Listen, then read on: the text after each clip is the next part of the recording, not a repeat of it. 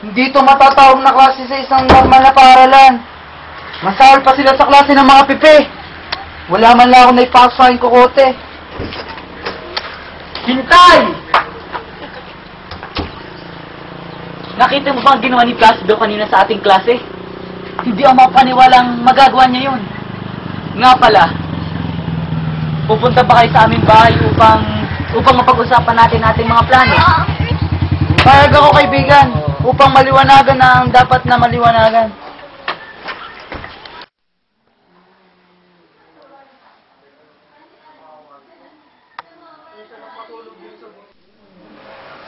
Bueno, simulan natin ang ating usapan. At simulan natin ito sa isang magandang balita.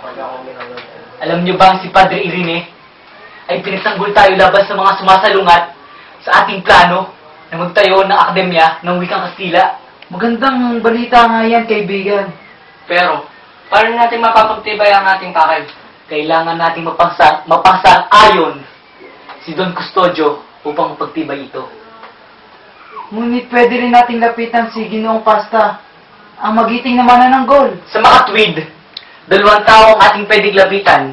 Una ay si Don Custodio at pangalawa ay Maalin kay Ginoong Pasta at kay Pepay. Sa tingin nyo, sino ang karapat-dapat na ating lapitan? Mas maganda at marangal kung si Ginoong Pasta ang ating lalapitan. Sang-ayon ako sa iyo, kaibigan. Eh kung gayon, edi si Ginoong Pasta ng ating lalapitan. Kaibigan, ako na lamang ang lalapit at makikiusap kay Ginoong Pasta. Oh, siya. Ayaw na kami ni Sagan. O sige kapatid, mag-iingat kayo. Maraming salamat sa pagdalo.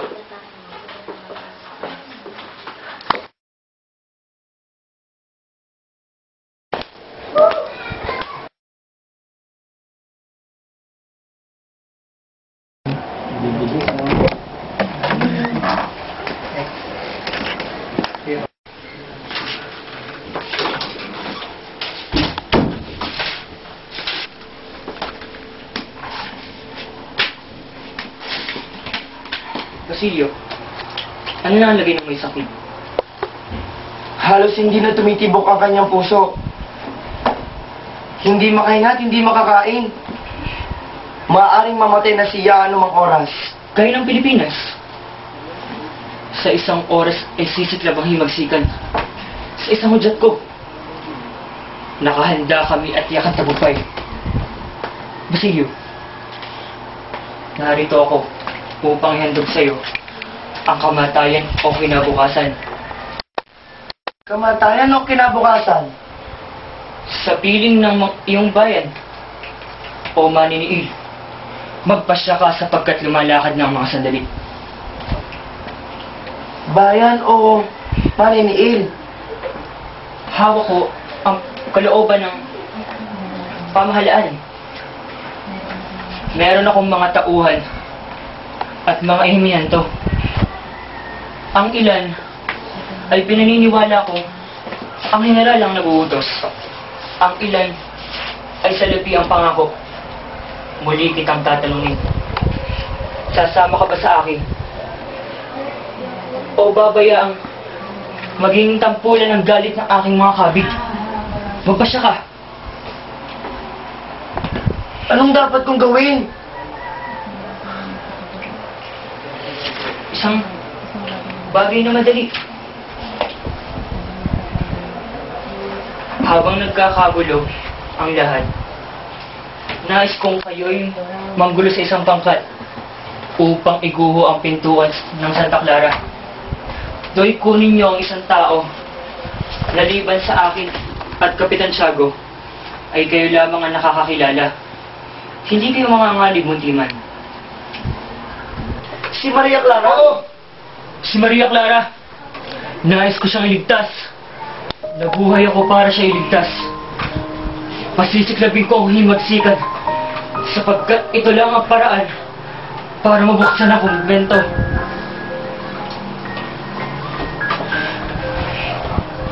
Huli na kayo. Nahuli na kayo. Ngunit bakit? Si Maria Clara ay patay na. Patay na?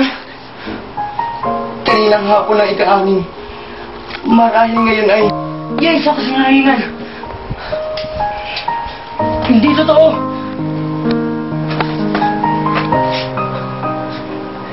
Hindi siya patay.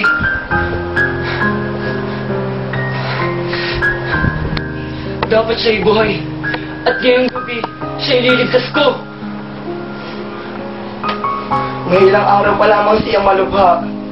Nagpunta ako sa kumbento para makibalita. Ayan! Narito ang sulat ni Padre Salvi galing kay Padre Rene.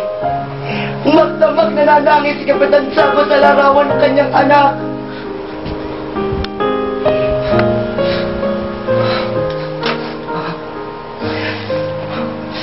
Namatay. Namatay siya nang hindi ko man lang nakikita. Namatay siya na hindi man lang niya nalalaman na ako'y nabuhay para sa kanya.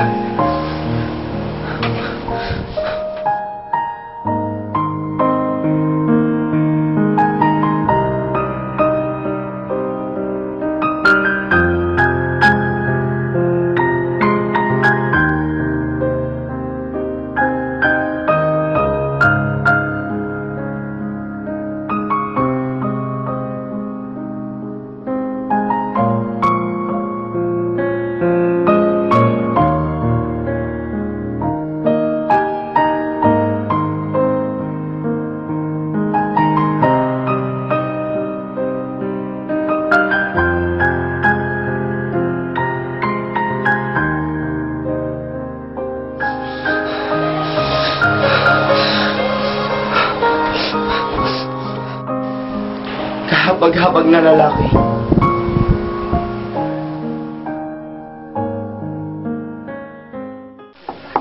Tao po. Si Sagan ito.